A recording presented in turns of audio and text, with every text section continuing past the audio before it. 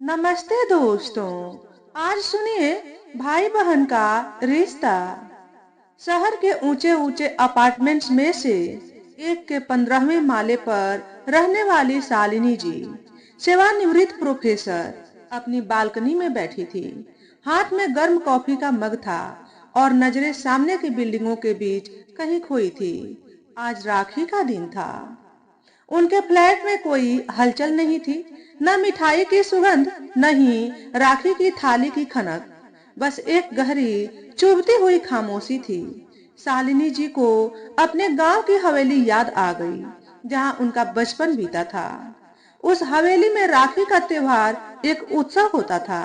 उनके बड़े भाई राघवेंद्र, जो उस समय एक होनहार छात्र थे, शहर में रहकर पढ़ाई करते थे, पर राखी से एक दिन पहले, चाहे कैसी भी परिस्थिति हो, वह घर लौट आते थे। उनकी वापसी की खबर पूरे घर में खुशी की लहर दौड़ा देती थी।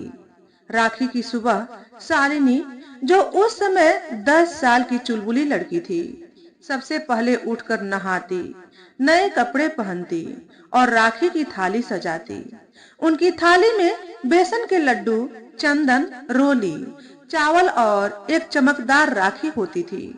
राघवेंद्र भाई साहब, जो अक्सर पढ़ाई में खोए रहते थे, राखी के दिन बच्चों की तरह व्यवहार करते थे। शालिनी उन्हें प्यार से माथे पर तिलक लगाती, उनकी कलाई पर राखी बांधती और उनके मुंह में मिठाई का टुकड़ा डालती। राघवेंद्र भी मुस्कुराकर एक छोटा सा उपहार उनकी हथेली पर रख देते। यह सिर्फ एक उपहार नहीं था, यह उनकी मेहनत, उनके स्नेह और उनकी जिम्मेदारियों का प्रतीक था। पर समय के साथ सब कुछ बदल गया। राघवेंद्र भाई साहब ने गांव से शहर आकर एक बड़ा बिजनेस खड़ा कर लिया। उनकी पत्नी, जिनका नाम सरिता था, एक पढ़ी लिखी और आधुनिक महिला थी। उनके 2 बच्चे थे, रवि और नेहा, जो विदेश में पढ़ाई कर रहे थे। राघवेंद्र जी भी अब अपने व्यस्त जिंदगी में इतने खो गए थे कि गांव और पुराने रिश्तों को भूल गए थे। इस साल भी राखी से 2 दिन पहले शालिनी ने राघवेंद्र को फोन किया। भैया, राखी पर आप आ रहे हैं ना? उनकी आवाज में एक मासूम उम्मीद थी। राघवेंद्र ने गहरी सांस ली। शालिनी, तुम जानती हो कि मेरा कितना काम होता है। इस बार तो बच्चों के लिए भी समय निकालना मुश्किल है। तुम एक काम करो, इस बार राखी कुरियर से भेज दो। शालिनी का दिल टूट गया। वह जानती थी कि भाई साहब की यह व्यस्तता सिर्फ एक बहाना है। असली वजह तो दूरियां और बदलती हुई सोच थी। भैया, राखी का धागा कुरियर से नहीं भेजा जाता। उनकी आवाज में एक गहरी पीड़ा थी।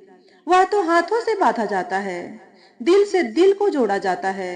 राघवेंद्र ने कुछ नहीं कहा और फोन काट दिया। राखी का दिन आ गया। शालिनी ने अपने फ्लैट में एक छोटी सी पूजा की। उनके पास एक पुरानी तस्वीर थी, जिसमें वह और राघवेंद्र भाई साहब एक दूसरे के बगल में खड़े मुस्कुरा रहे थे।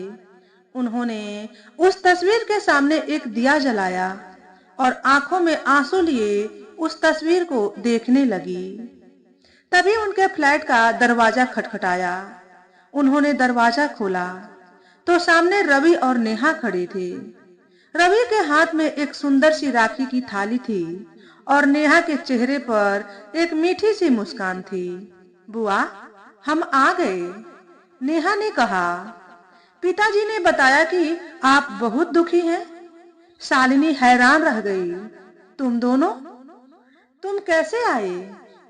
रवि ने कहा, बुआ, हम जानते हैं कि पिताजी व्यस्त हैं, पर हम भी तो आपके कोई हैं। शालिनी ने दोनों को गले लगा लिया। उनकी आंखों से खुशी के आंसू बहने लगे। बुआ, पिताजी ने हमें बताया कि राखी का त्योहार कितना महत्वपूर्ण होता है, नेहा ने कहा। हम विदेश में हैं, पर हम अपनी संस्कृति को भूल नहीं सकते, रवि ने कहा। बुआ, आप पापा की बहन हो तो हमारी भी तो बुआ हो। आप हमें राखी बांधेंगी ना? शालिनी ने मुस्कुराते हुए हाँ में सिर हिलाया। उन्होंने रवि के माथे पर तिलक लगाया उसकी कलाई पर राखी बांधी और नेहा के माथे पर भी एक तिलक लगाया। यह राखी सिर्फ एक धागा नहीं है, शालिनी ने कहा। यह हमारे परिवार की संस्कृति है, हमारी विरासत है। तभी राघवेंद्र का फोन आया। शालिनी, तुम दोनों से मिलकर खुश हुई ना? शालिनी की आवाज भर्रा गई। भैया, आप कैसे? राघवेंद्र ने कहा। शालिनी, तुम सही कहती हो। राखी का धागा कुरियर से नहीं भेजा जाता, वह तो दिलों को जोड़ता है। शालिनी ने कहा। भैया, आप भी आ जाओ, हम सब आपका इंतजार कर रहे हैं। राघवेंद्र ने गहरी सांस ली। शालिनी, मैं आ रहा हूँ, बस कुछ देर में। शालिनी ने खुशी से रवि और नेहा को गले लगा लिया। वह जानती थी कि राघवेंद्र का आना सिर्फ एक खुशी की बात नहीं थी, बल्कि यह उनके परिवार का फिर से जुड़ना था। शाम को राघवेंद्र आए। उन्होंने शालिनी को गले लगाया। शालिनी, मुझे माफ कर दो, मैं अपनी व्यस्तता में तुम्हें भूल गया था। शालिनी ने कहा। भैया, आप आ गए, यही मेरे लिए सबसे बड़ी राखी है। राखी का त्योहार खत्म हो गया, पर उसकी यादें सबके दिलों में हमेशा के लिए बस गई। राघवेंद्र ने अपने बच्चों के साथ मिलकर राखी का महत्व समझा। उन्हें महसूस हुआ कि असली दौलत पैसा नहीं, बल्कि प्यार और रिश्ते हैं। शालिनी ने भी अपने भाई और उसके बच्चों के साथ मिलकर राखी का असली मतलब समझा। उसने महसूस किया कि राखी सिर्फ एक धागा नहीं, बल्कि एक अटूट बंधन है, जो हर भाई बहन के दिल में हमेशा जिंदा रहता है।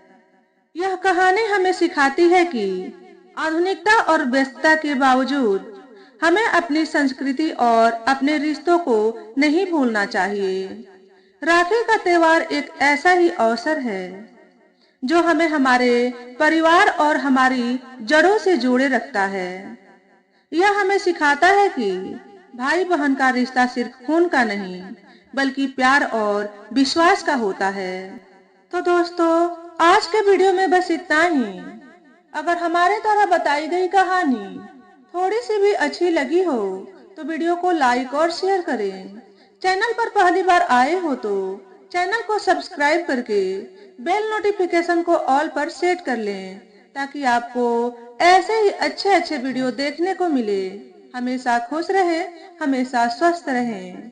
वीडियो देखने के लिए आपका बहुत बहुत धन्यवाद।